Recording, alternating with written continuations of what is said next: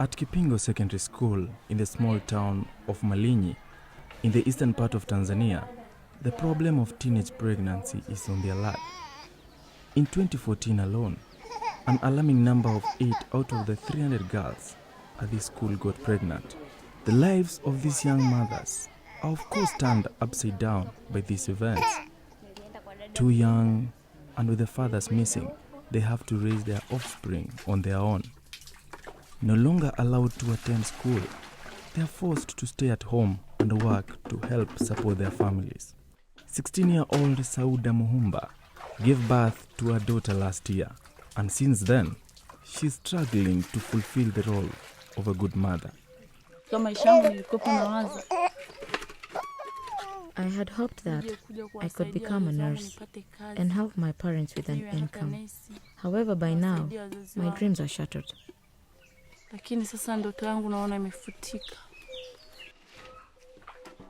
By regulations from the Ministry of Education in Tanzania, girls like Sauda are not allowed to return to school, even though their children are older and taken care of.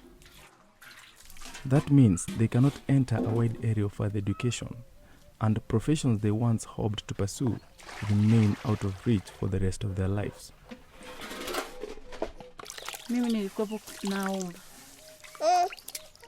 It is my wishes that the regulations are reversed to enable me go back to school. We girls fall as victims easily. If I'm allowed to continue with education, I will study very hard and I will not commit this stupid mistake. No one can keep out of that, as I've got a lesson. If that happens, I will be very joyful.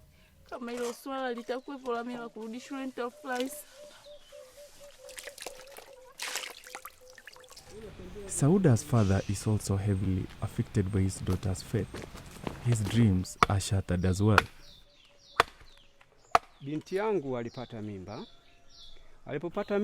When my daughter got pregnant, I went to see the headmaster for help.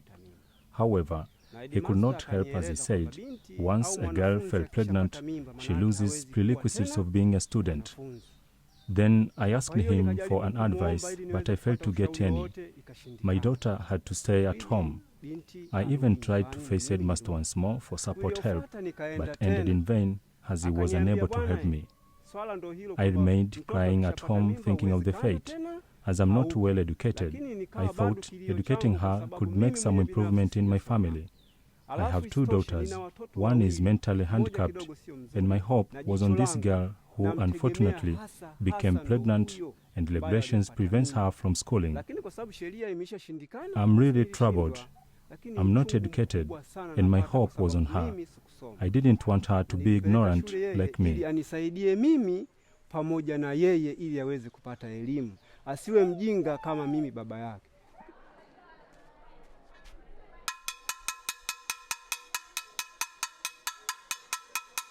The fate of these young girls is not just important for them alone, as many families see their children's education as an investment in their future.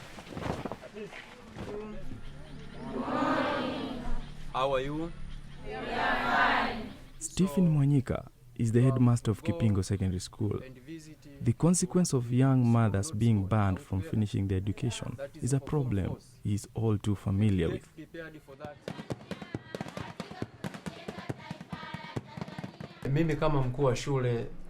As the headmaster, I don't have powers to reverse the principals and call the girls back to school after giving birth. As per standards by the regulations from the Ministry of Education, once a girl student gets pregnant, that is the end of her education. As a person, it pains me to see the girls suffering, but I can't do anything. Baina Maganga also has a teenage daughter who was forced to leave school. She's still shaken when she remembers the period of her daughter's pregnancy.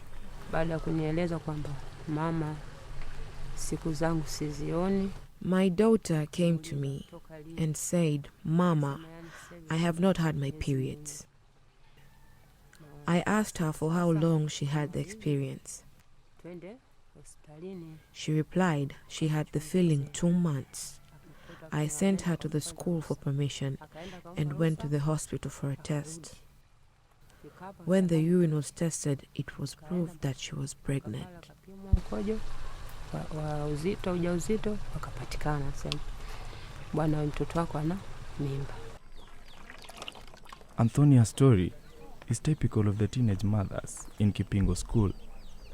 She fell in love and was seduced by an older man who disappeared as soon as her pregnancy became known.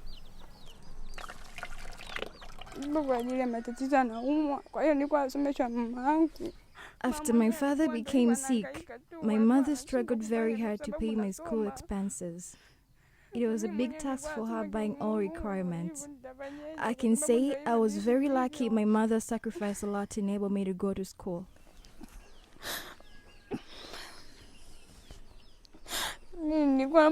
I pray that I get a second chance to go to school.